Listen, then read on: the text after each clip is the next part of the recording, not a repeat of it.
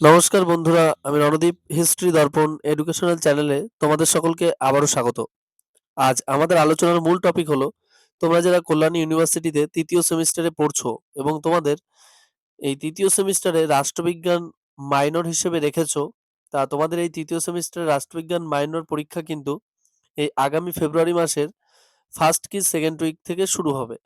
তা তোমাদের তৃতীয় সেমিস্টারের এক্সাম যেহেতু শুরু হবে, তা মাইনর পরীক্ষা কিন্তু তোমাদের মেজর সাবজেক্টের পরেই হবে। তা আজ আমি আলোচনা করব তোমাদের এই তৃতীয় সেমিস্টারের রাষ্ট্রবিজ্ঞান মাইনরের গুরুত্বপূর্ণ লাস্ট মিনিট সাজেশনের বেশ কিছু প্রশ্ন। তবে এটুকু বলে রাখি যে এখানে যে কটা প্রশ্ন আমি আলোচনা করব, এর বাইরে কোনো প্রশ্ন তোমাদের পরীক্ষায় আসবে না এবং 100% কমন সহকারে তোমরা কিন্তু পিডিএফটা সংগ্রহ করতে পারো, শর্ট প্রশ্ন এবং বড় প্রশ্ন সহকারে। আর এত অল্প পরিমাণ প্রশ্ন আশা করি তোমাদেরকে কেউ দিতে পারবে না। একদম অল্প পরিমাণ প্রশ্ন, শুধুমাত্র 24 থেকে 25টা প্রশ্ন আছে। এর বেশি একটাও প্রশ্ন নেই এবং এর বাইরে একটা প্রশ্নও তোমাদের আসবে না। আর আমি আবারও বলছি যে পিডিএফটা তোমরা যদি যাদের প্রয়োজন হবে তারা অবশ্যই খুব তাড়াতাড়ি সংগ্রহ করে নিও। আর তোমরা যারা ইতিমধ্যে পিডিএফ সংগ্রহ করে ফেলেছো তাদেরকে অসংখ্য ধন্যবাদ। তোমাদের পরীক্ষা আশা করি খুব ভালো হবে। আর শুরু করার আগে একটু বলে রাখি, তোমরা যারা চ্যানেলে নতুন আছো অবশ্যই চ্যানেলটিকে সাবস্ক্রাইব করে নোটিফিকেশন অন করে রাখবে এবং বন্ধু-বান্ধবদের মাঝেও শেয়ার করতে কিন্তু একদম ভুলো না। চলো শুরু করা যাক। তাহলে তোমাদের কল্যাণী ইউনিভার্সিটির তৃতীয় সেমিস্টার রাষ্ট্রবিজ্ঞান মাইনরের যে লাস্ট মিনিট সাজেশন তার গুরুত্বপূর্ণ প্রশ্নগুলো। নাম্বার 1, ঠান্ডা যুদ্ধের পরবর্তীকালে ন্যাম এর প্রাসঙ্গিকতা বিষয়ে একটি টীকা লেখো বা এটি সম্পর্কে আলোচনা করো। ন্যাম মানে কিন্তু নন অ্যালিগনেশন মুভমেন্ট, অর্থাৎ এটা কিন্তু সেই জোট নিরপেক্ষ নীতি। নেক্সট, ডাব্লিউটিও এর ক্ষেত্রে ভারতের ভূমিকা বিশ্লেষণ করো। এটা কিন্তু World Trade Organization, most important. এই প্রশ্নটা খুব ভালো করে পড়বে। নেক্সট, ভারত নেপাল সম্পর্কের ক্ষেত্রে সমস্যা ও সম্ভাবনার দিকগুলি সম্পর্কে আলোচনা করো। নেক্সট, সার্কের গুরুত্ব সম্পর্কে টিকা লেখো এবং এক্ষেত্রে ভারতের ভূমিকা কি ছিল আলোচনা করো। নেক্সট, ভারতের ক্ষেত্রে পরিবেশগত দিক থেকে প্রধান উদ্বেগের বিষয়গুলি আলোচনা করো। নেক্সট, টিকা লেখো দক্ষিণ এশিয়ার সন্ত্রাসবাদ। নেক্সট, স্বাধীনতাত্তর ভারতবর্ষে বিদেশ নীতির নির্ধারকগুলি বিশ্লেষণাত্মকভাবে আলোচনা করো। নেক্সট, বহুকেন্দ্রিক বিশ্ব অবস্থায় ভারত রাশিয়া সম্পর্কের দিকগুলি চিহ্নিত করো। নেক্সট, আন্তর্জাতিক ক্ষেত্রে জলবায়ু পরিবর্তন সম্পর্কে আলোচনায় ভারতবর্ষের ভূমিকা বিশ্লেষণ করো।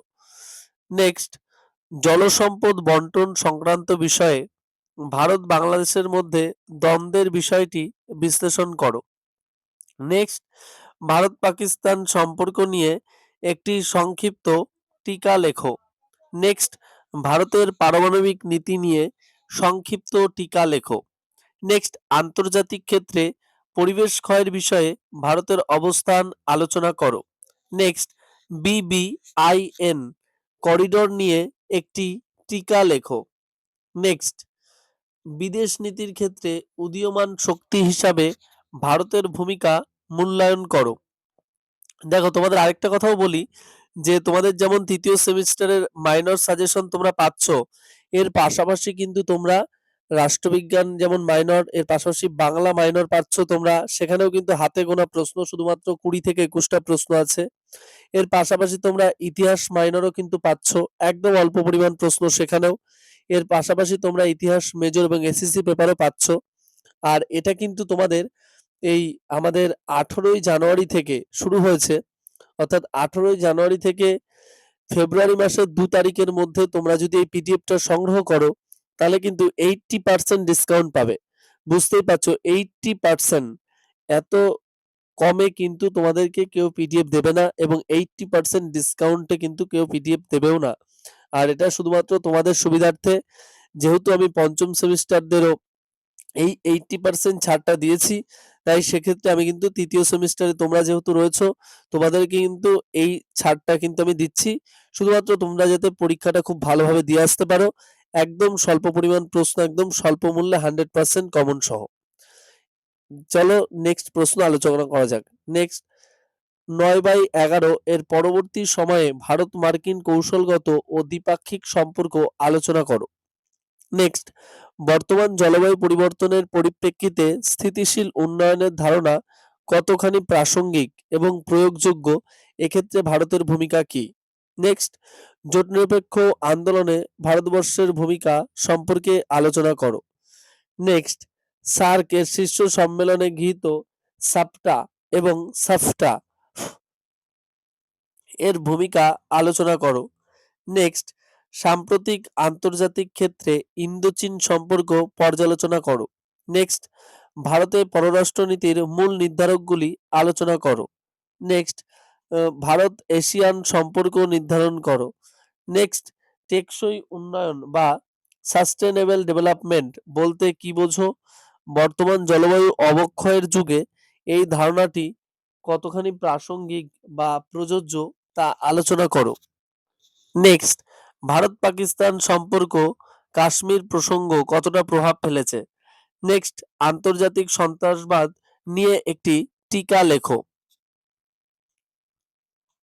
দেখো আমি তোমাদের যে 24-25টা প্রশ্ন আলোচনা করলাম, এই 24-25টা প্রশ্ন তোমরা যদি খুব ভালো করে পড়ো, আশা করি তোমরা অধিকাংশ প্রশ্নই কিন্তু খুব ভালোভাবে পরীক্ষায় লিখে আসতে পারবে। এর বাইরে কিন্তু কোনো প্রশ্ন আসবে না, একদম 100% কমন সহ। তোমাদের আবারও বলছি, তোমরা যারা এখনো পর্যন্ত পিডিএফ সংগ্রহ করনি, তারা 2 ফেব্রুয়ারির মধ্যে তোমাদের পিডিএফ গুলো সংগ্রহ করে ফেলো।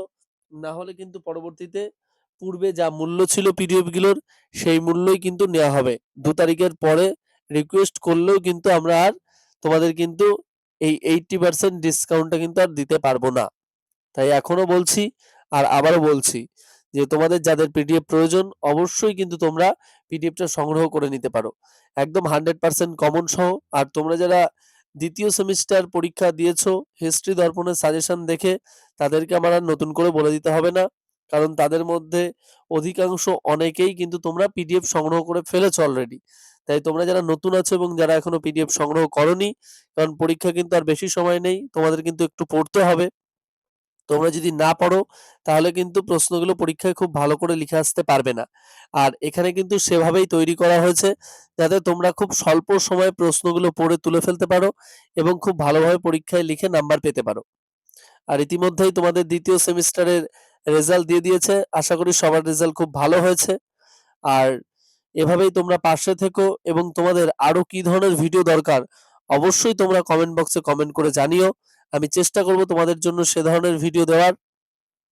আর তোমরা যারা নতুন আছো চ্যানেলে, অবশ্যই কিন্তু চ্যানেলটিকে সাবস্ক্রাইব করতে একটুও ভুলো না।